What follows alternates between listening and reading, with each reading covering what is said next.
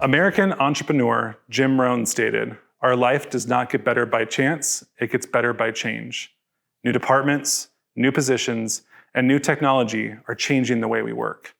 Also notably, where we work is changing. As of 2023, 28.2% of team members work in a remote or hybrid work environment model. You yourself may be working in an office with current team members, but fellow colleagues, managers, and even leaders in our company may be located all across the globe. Last December, I was talking to a vendor out of Denver. I then relayed that feedback to a manager in Wisconsin. Hours later, I was discussing the financials with our team in India, and they provided a summary of all the details to our client in Singapore. Our remote reach has never been greater than it is today, and the trends clearly show that movement is not slowing down. In one recent Forbes study, 98% of workers stated they want to work remotely at least some of the time. As companies respond to changing workplace with new policies and innovative technology, I am naturally drawn to the people side of the change. And the same two questions keep jumping to the forefront of my mind. Are we equipping teams to success in a remote workplace? And am I a leader who truly knows how to support remote teams? As I began to research and explore this idea of engaging teams in remote work environments, two interactions between managers and team members became very prevalent. I believe almost everyone has been at least a part of one of these two scenarios. Team members will approach a manager, "I hate to bother you. I know that you're busy. Do you mind if I just steal a second of your time?" On the other hand, managers will approach a team member. "Do you have a sec? Call me when you get a chance." This short action almost comes across as transactional. I get what I need and then I'm done. Is there a time for relationship building or feedback to be given? These interactions happen almost in any work environment, but I feel that the result of these interactions are amplified in a remote work setting. This may be the only interaction of that week with that team member, and the impact and weight of those interactions should not be taken for granted.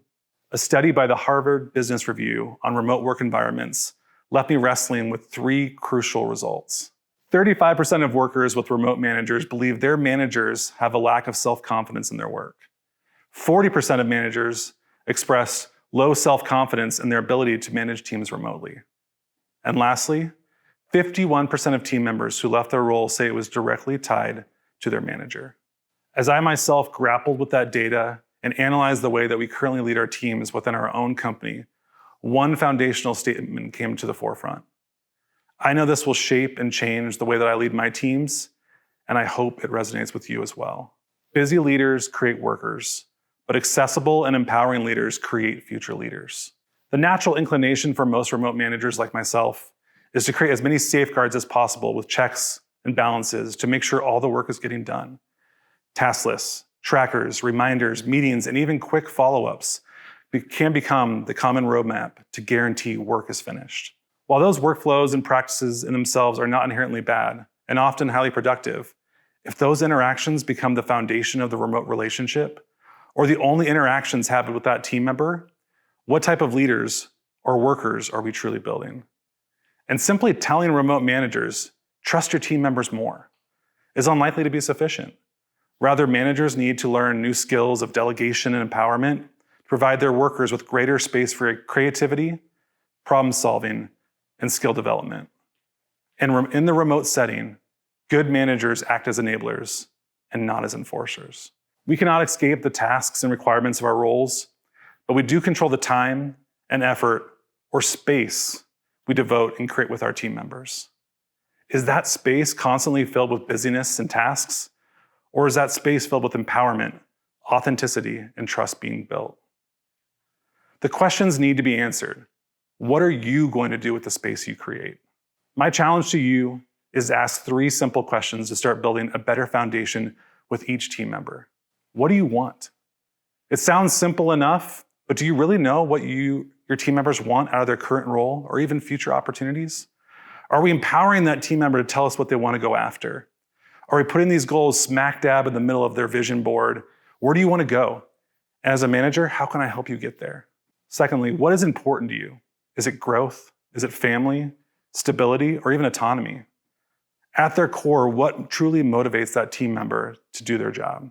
This helps create a more open and honest relationship with that team member. As important as the core values are to us as a company, seek to understand what those core values are to your team members.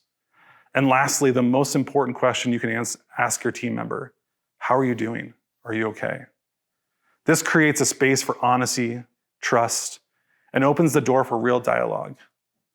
I tend to think we will pick up on these naturally when our team members start submitting shorter messages or turning off their cameras during meetings.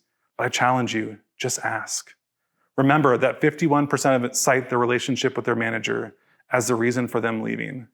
If we just ask these simple questions with our team members, just think of what the impact we could make on that number. I have a team member that asked several times to leave the office to tend to a family member. You could see every time that something came up, she felt like she had to explain herself, ask for permission.